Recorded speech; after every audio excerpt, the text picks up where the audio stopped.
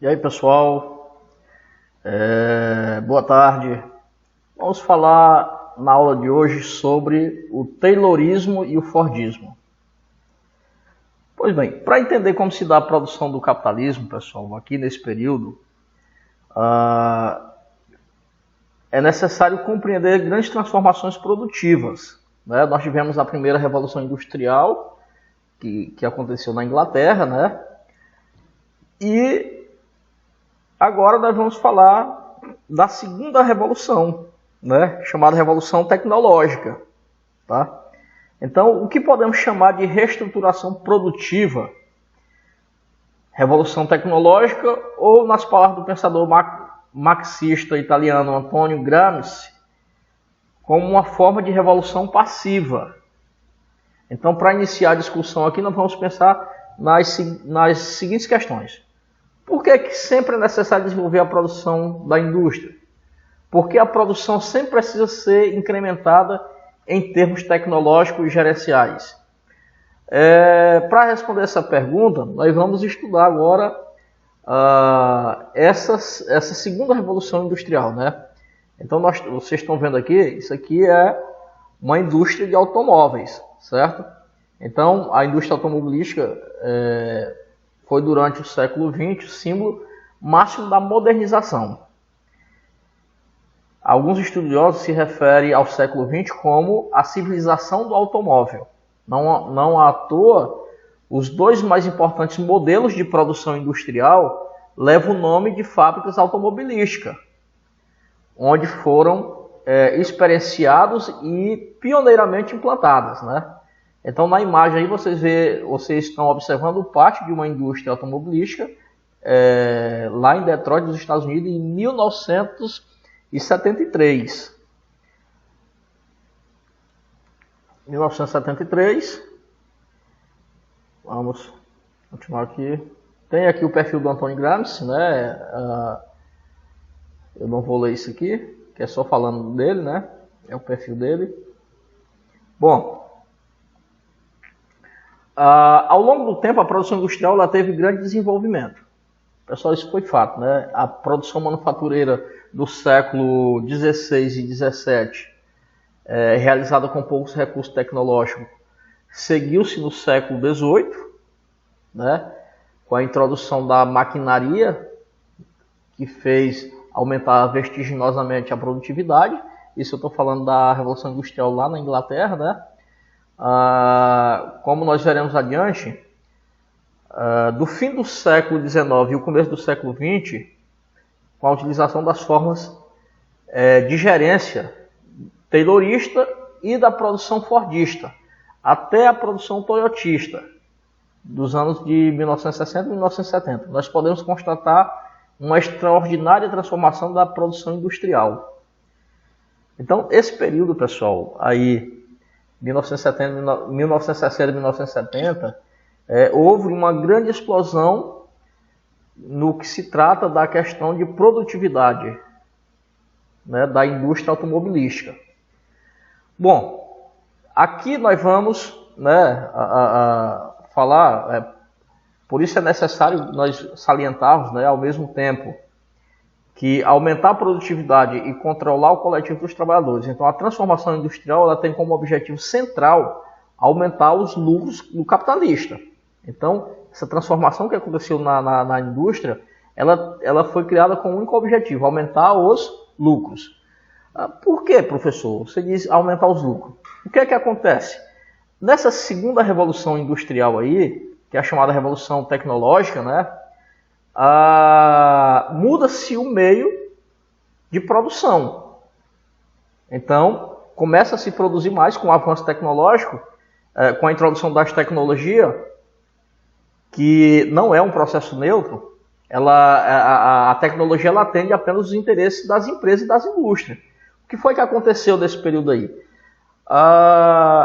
Até então, os trabalhadores, né, lá na primeira revolução, ou antes dela, né, os trabalhadores eles ainda conseguiam determinar o ritmo da produção.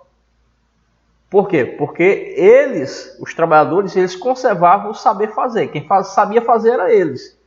Aí a indústria automobilística emprega ali uma parte de robótica, onde aumenta a produtividade, onde as máquinas substituem os homens, né? Nos trabalhos que antes eram os homens que dominavam, né? As máquinas substituem, né? Então, com a introdução dessas máquinas, o trabalhador ele perdeu o controle do ritmo da produção. O ritmo da produção já não era mais ditado pelo trabalhador. Esse trabalhador, o trabalhador passou a ser ditado pela máquina. O ritmo do trabalhador passou a ser ditado pela máquina. A máquina que dizia o tanto que ia ser produzida, né? Ou seja, a máquina ela incorpora algumas técnicas de produção que antes pertenciam aos trabalhadores e submete esse trabalhador coletivo a exercer tarefas mais simples. As tarefas mais complexas são realizadas pelas máquinas e aí o trabalhador ele foi realizar o quê? Tarefas mais simples. Então, o que acontece com esse aumento da tecnologia? Aumenta-se a produtividade, que pode parecer positivo, né? Dada a grande quantidade de produtos à disposição da sociedade, né? Vocês sabem que quanto mais produto se oferece, mais barato ele vai ficar, né? Mais barato ele vai ficar. Então, não é isso que nós vamos discutir aqui, né? Com a sua capacidade aumentar a produtividade, ter muitos produtos à disposição da sociedade, isso aqui não é o foco aqui do nosso estudo, né? Ele diz aqui, o autor diz, porém não é isso que está em questão. Com a introdução da máquina, o trabalhador ele perde o controle do seu trabalho e sobre o conjunto dos trabalhos realizados. Né? Já não é o homem que controla, já não é mais o trabalhador que controla, quem controla é as máquinas. Com isso, a sua capacidade política se enfraquece, pois seu trabalho pode ser facilmente substituído. Então, houve uma grande polêmica quando se introduziram as máquinas na produção, né? Ou seja, as máquinas produziam mais e em menos tempo. E o que sobrou para a mão de obra do operário? Realizar atividades mais simples, né? As atividades mais simples ali. A primeira conclusão, portanto, é que ao introduzir máquinas ou novas tecnologias, o capitalista ele consegue o quê? Consegue que o trabalhador produza mais e ainda tenha seu salário reduzido. Por quê? Porque a força de trabalho empregada do trabalhador vai ser menor por conta do trabalho realizado pelas máquinas. Já que o seu poder de resistência diminui, à medida que diminui também a importância no processo de trabalho. Então, o autor ele deixa bem claro aqui que o capitalista ele consegue com que o trabalhador, com a introdução dessas máquinas, né, consegue com que o trabalhador produza mais e ainda tenha seu salário reduzido, já que seu poder de resistência diminui à medida que diminui também a importância dele no processo de trabalho, né? Aí nós vamos falar aqui, você já pensou nisso? Apesar de serem objetos inanimados, máquinas e tecnologias são composições sociais e sintetizam interesses específicos. Numa montadora de automóveis, a máquina é concebida para ser cada vez mais rápida. Em um caixa de supermercado, a máquina registradora é trocada para acelerar o tempo de registro do produto.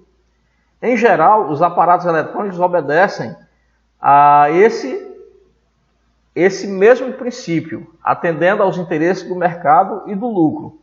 Olhe ao seu redor e observe se as máquinas que você usa no dia a dia atendem ou não a esse princípio. Pense em como as máquinas são substituídas, sejam aquelas que você utiliza, sejam aquelas que estão diretamente ligadas à produção ou a outras mercadorias. Aí a substituição do trabalho vivo por trabalho morto, isto é, de trabalhadores por máquinas, é comum na produção capitalista. Como nós vimos, essa estratégia tem relação direta com o aumento da produtividade, com o maior controle do trabalhador e, portanto, com o aumento do lucro das empresas. Quanto mais a empresa produz, mais ela vai lucrar. Por quê? Porque ela vai produzir, o trabalho do trabalhador diminui, ele consegue, o capitalismo, ele lucra com isso, com a diminuição do salário do trabalhador, e com o aumento da produtividade ditado pela máquina, ele vai produzir muito mais e vai lucrar muito mais, né? Então, ao longo do tempo, ocorreram alguns momentos de grandes transformações produtivas no capitalismo. Cada vez que ocorre a diminuição dos lucros, os capitalistas tomam medidas para restaurar a lucratividade perdida. Nestas transformações, o modelo de produção é substituído por outro. Então, nessas transformações tecnológicas, o modelo de produção é substituído por outro. No século XX, identificamos dois grandes momentos de reestruturação da produção. A implementação do modelo taylorista, fordista, e o modelo onista e toyotista. Pessoal, esses modelos, a gente vai estudar um pouco mais na frente, eles são modelos de produção em grande escala, né? Quer dizer, um modelo vai substituindo o outro, né? Vai se aperfeiçoando, né? Antigamente você chegava num caixa de supermercado, ia passando os produtos, e aí o caixa ia passando de uma por uma ali e conferindo na calculadora, né? Se ele errasse, ele ia ter que começar tudo de novo. Agora não. Os produtos eles são registrados num arquivo, né? E aí você passa apenas o código de barra e aparece o preço ali. No final da compra você só paga e já está concluída a compra ali. Quer dizer, aumenta a produtividade do trabalho, né? Quer dizer, o caixa que antes conferia ali na calculadora, ele agora não tem mais essa preocupação, tá certo? Pô, bem, vamos ficar por aqui e até mais. Abraço, continuem estudando, viu?